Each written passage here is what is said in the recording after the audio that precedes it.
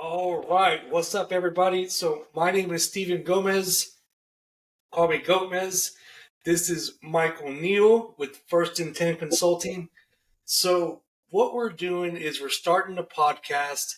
We want to just talk to different folks, different industries, just try to get a mindset of where people are at, what's made them successful, what took them to where they are now, and kind of the build up to that and such. Um, a little bit about myself. I'm a combat veteran from the Army, served 15 years. I have a bachelor's degree in finance. I went to school for a little bit for my MBA at Texas A&M. Pretty well-rounded, educated entrepreneur. Obviously, the YouTube, do credit repair, do consulting, marketing, and just a whole bunch of other little things. But I wanted to get it right into it. So, uh, guys, the channel is called Chopping It Up with Gomez, and then we got Michael Neal in the house as well. So pull up a chair, let's chop it up, and let's go. Yes, sir. Yes, sir. Hey, I ain't gonna add too much to it, man. I'll just piggyback what Steven said. Well, pretty much he did a damn good job of introducing himself. So now just a little bit about me. My name is Mike Neal. I am a former NFL player, or to some people, a superstar. I got drafted to Green Bay Packers in 2010, went a second round overall, won the Super Bowl as a rookie, which was a pretty cool accomplishment. I did graduate from college, Purdue University, with 2 degrees, one of which was in health and kinesiology. The other one was organizational leadership and supervision. So that that I like that major pretty much because it set me up for life after football. I didn't think that it would do what it did for me until after I left the game, which was and a little bit about my background too. I grew up in Gary, Indiana, a very poverty stricken area, and so that kind of led me to where I am now, which is facilitating credit repair to people to help them get finance for homes, whatever the case may be. I'm also a real estate agent, so I do real estate, which is fun for me, and I enjoy it as well. On the investment side of it, I don't like being a realtor so much. So, but other than that, that's pretty much who I am. And like I said, I'm here to help Steven, and whatever you can get out of this, get out of it. Whatever we can drop as a gem for you, take those gems, implement those gems, take action, because action is how we get to where we want to be. So I guess my first question would be, um, when in your like high school, was it middle school? Like, when did you know that you wanted to play NFL ball? Great question. I never did. A lot of people. The biggest thing about me was that I've always been a competitor. So growing up, I always liked to compete. I think that whatever it was, whatever I put my hands to, it was just competing, man. I mean, whether it be in school, whether it be on the playground, whether it be basketball, which was my first love, whether it was, the football field, weight room, whatever it was, I just wanted to compete.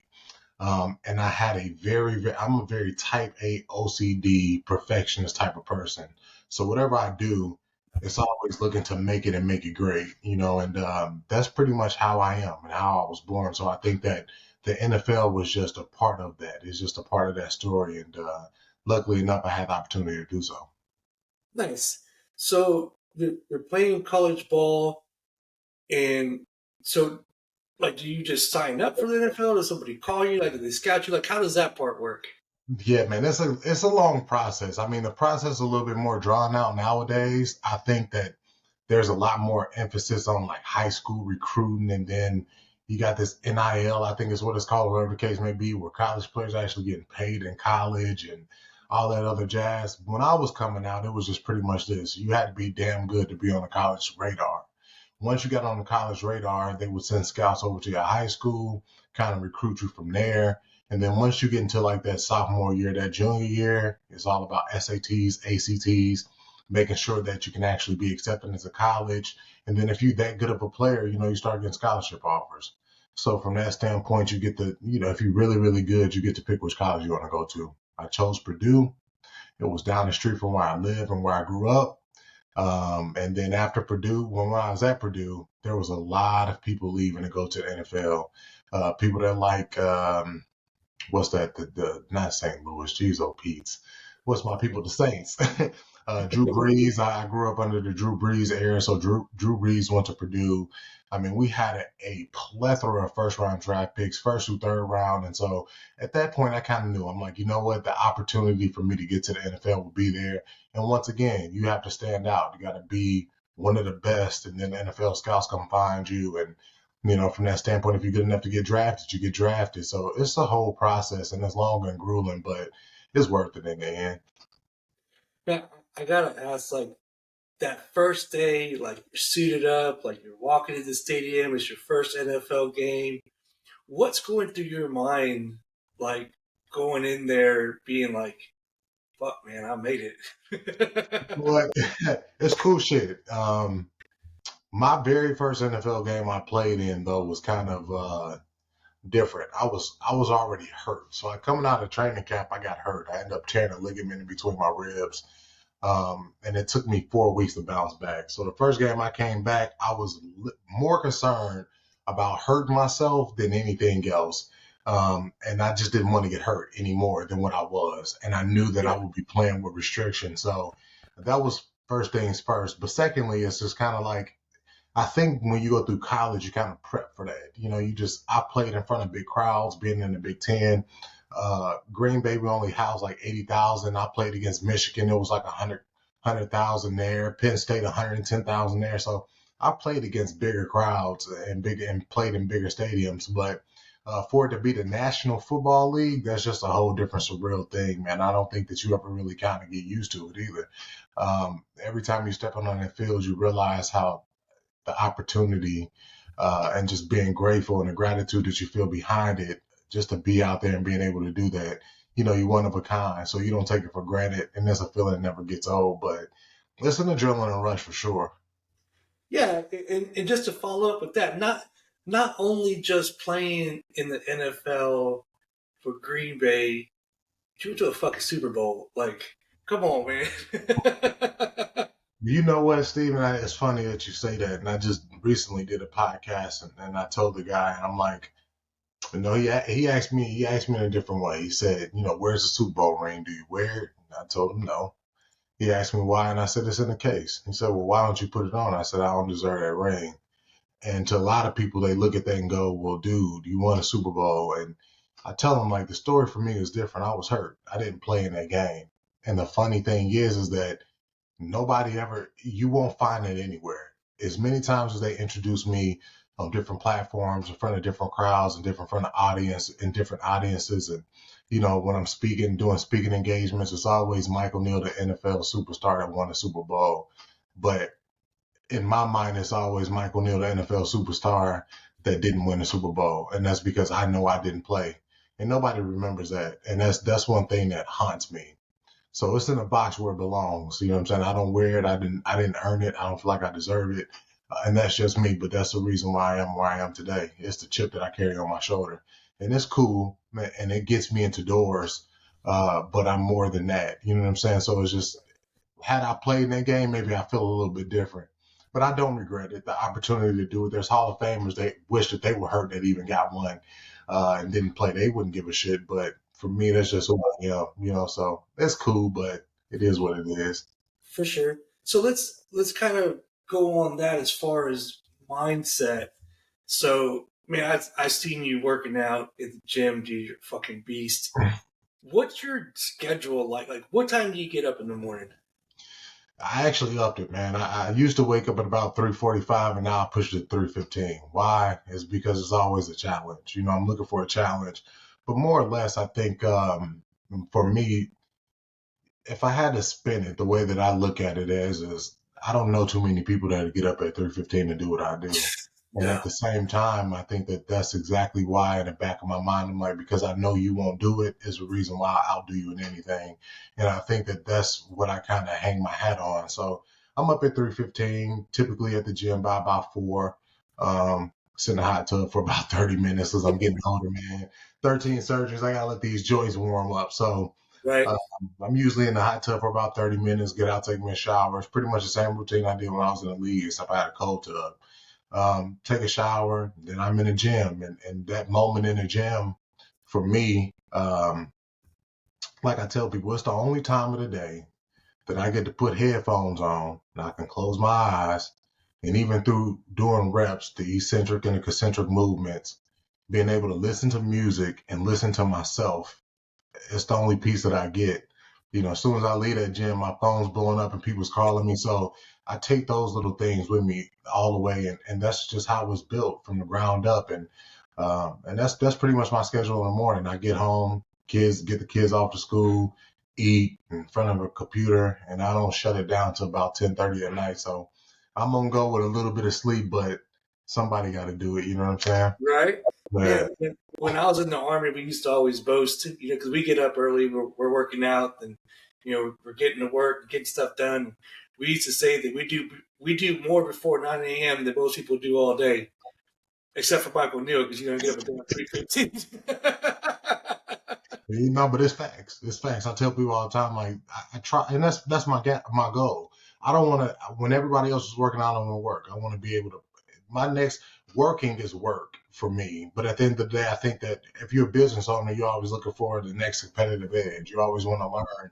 You always want to do those continuing educations. You always want to look into different mentorships. So if I can get majority of the things that I need to get done before majority of the world is waking up, then I have that time to actually pour into my business by, doing other creative things. So just with the working out and being able to get home early and try to put my face in front of a computer, and it's not always that way.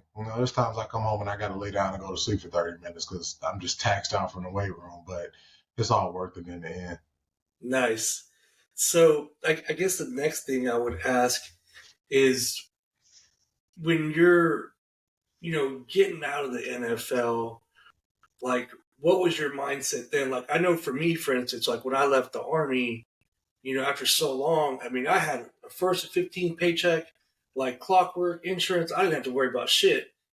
But now I get out and I'm just like, oh shit, I gotta hustle. Like, I gotta go and do something different. And I've been doing this, for so long. And so, like, how was that for you, leaving the NFL, coming into like the civilian world, as I call it? Like, how was that shift for you?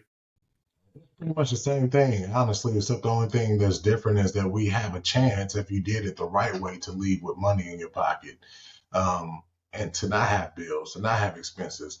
And I don't think that people really realize that. But you got to think about this: 80% of the guys in the NFL leave broken divorce after 3.25 years. So that's 8 out of 10 people, right?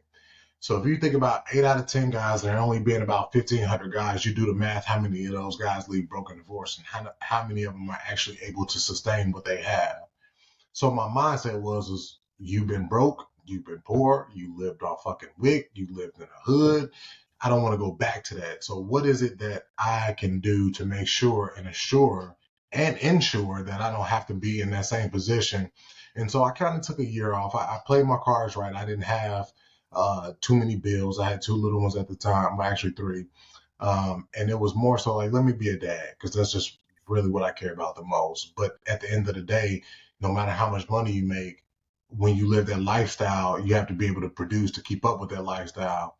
So I was like, you know what? Let me figure out what I want to do next. And the biggest thing for me was being able to make investments or go into the investment field or understand investing as a whole.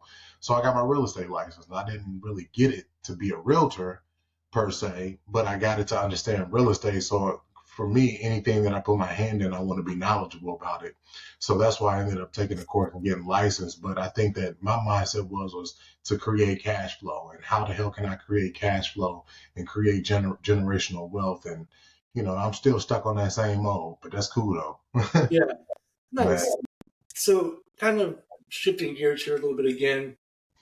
Excuse me, with mindset. I know you and I have talked about it before, about playing injured and still having to go out there, and play the game. Like, what what would you say helped you in your mindset just battle through it? Even though, like, I remember you told me one time, like, you had to fly across country to get some shots in your stomach and or your pelvic area, and then having to come back and play a game. Can you talk a little bit about that? yeah, man, I tried to make myself get a little emotional prior to having to talk about it, because it gets me in that place. Um, when I was going through what I was going through in the NFL, I tell people all the time, I don't think that when I got drafted, it was about being drafted. I was a second round draft pick, and that was cool. It's like, damn, you get the opportunity to play in the NFL. Sitting in the seat that I'm sitting in today, 15 years later, I realized that everything that God gave me, He put in my possession, wasn't for me. It was for everybody else. Um, and what an honor it is to actually have God use you as a steward or a servant for other people. I'll say that first and foremost. My mom was actually dying of cancer when I was in the NFL, my first 2 years, and it was really, really tough. And so it was like, man, okay, I might lose my mom, and this has been something that she had been dealing with since I was in high school. And now my dad is at home trying to work, and all of my other siblings are there. My older sister, my three little brothers, and the only chance in hell we have at being able to have financial freedom or not have to struggle is me. So I always thought about it as like, if my mom's fighting cancer, what the fuck is anything that I'm going through compared to that? She's fighting for her life. I had 13 surgeries, okay, whatever. She fell and she's fighting to get back up. So if she can fight cancer and beat it, and she did, what the hell makes me exempt from having to fight through these minor pains? Because I knew at that point in time, she had a job that was paying over $100,000 a year. She was a breadwinner. And then that just went to shits. So now it was like, I'm young with all this money. I might as well take care of my family. And that's exactly what I did. But people don't understand. I can tell you my last 3 years in the NFL, every game that I played, I cried for 2.5 hours in a bathroom from just being overwhelmed. I was depressed. I was overwhelmed. I was in a lot of pain. I was flying every week to Philadelphia from Green Bay to get 16 injections on both sides of my hip. So you do the math. And then I was getting injections down to my joints. I was taking over 150 opiates a week. And this is just to play one fucking game. You know what I'm saying? And like, and you talking about taking all that medication, and then I was taking Adderall, and I was taking fucking Prozac. So I'm like all out of whack emotionally just to play a game, to be able to produce, because I knew that my dad was going to be there. I knew that my brothers was going to be there. And Steven, you wouldn't even know that they didn't even know half of this shit because I wouldn't disclose it to them, because I didn't want them to worry about me. Because my thing was if I can do it, I'll fucking die doing it, but I'm not gonna let y'all die and struggle. I won't do that. So somebody had to carry the torch, and that's just how I looked at it, man. So every time somebody gets down, I'm like, what the fuck are you doing it for? You Right. have to have something that's a foundational piece, or something that anchors you to who you are to the core, to get up and do it. I just had a kid that was 20 years old today in the weight room ask me, he's like, man, do you eat a lot? I'm like, sort of, because he's like looking at my size and everything. But I asked him, I said, well, how old are you? He was like, I'm 20. I said, I was doing this shit 8 years prior to the age of 20. So what I do now is no different than what the fuck I did when I was 12 years old. I'm 36. I am not changed. You talking about being consistent. Who I am to the core won't change, because this is what the fuck made me.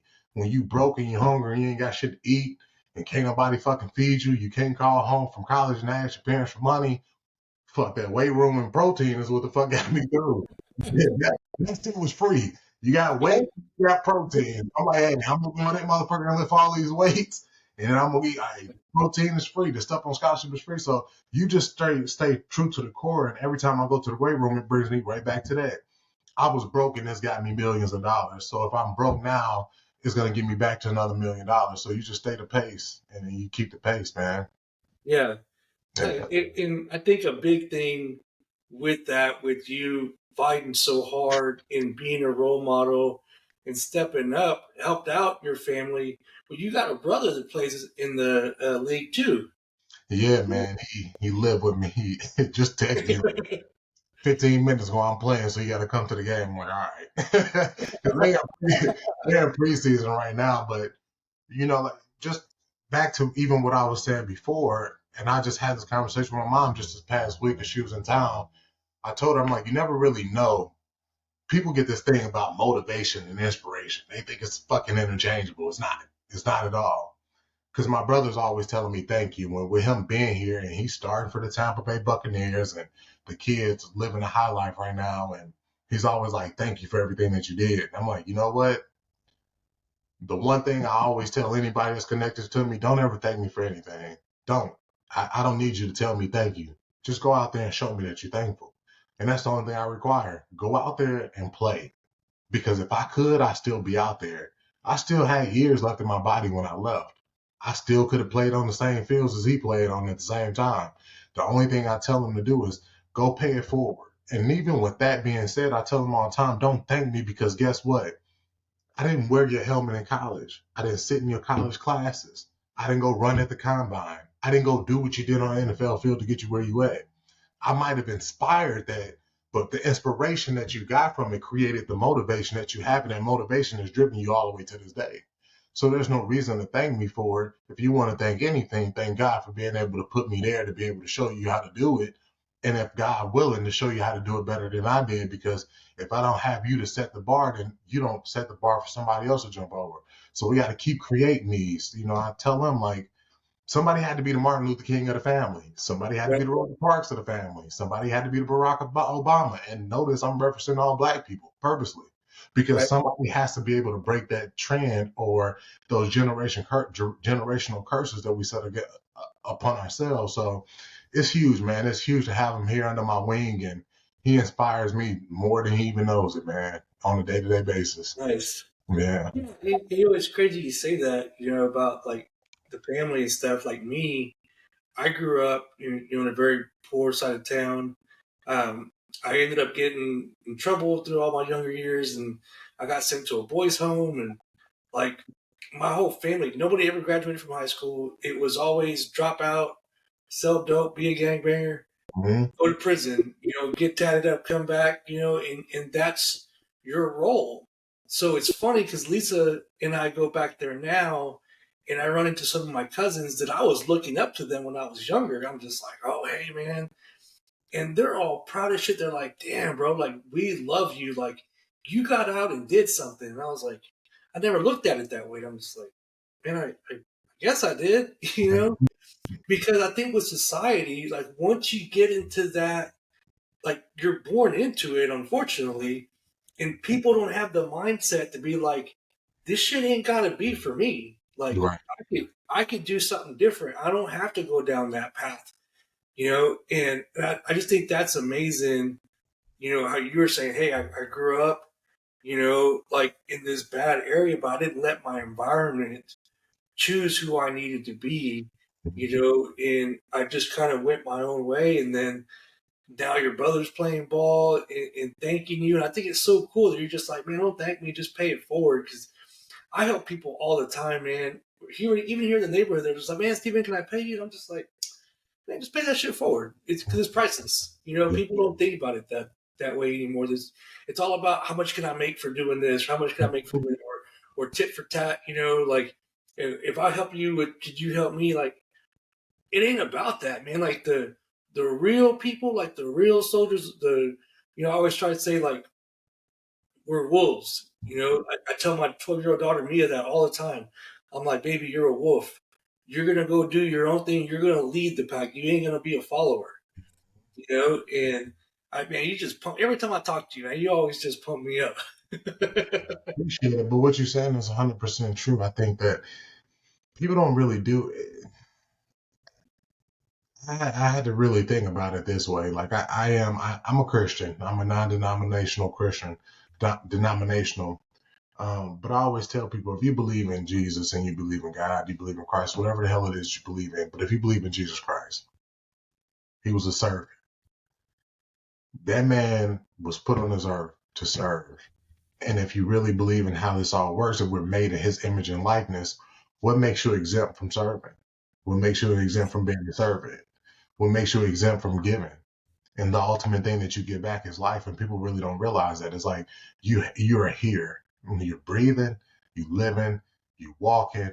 And guess what? On your worst day, that's somebody's best day. So be thankful for your worst day because that's somebody else's best day. And as long as you keep that shit in perspective, no matter how bad it seems, you still have breath in your body, your limbs are still functioning, and you can still move forward. There's a lot of people that don't have that.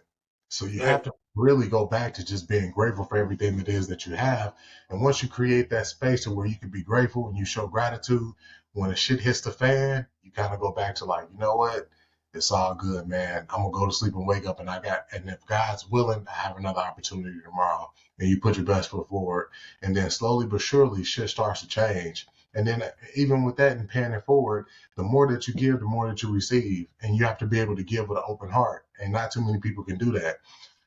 I've been in a space where I've been pissed recently, and I hope to God that she watches this. I paid a lady $5 grand to get her car from being stopped from being repossessed.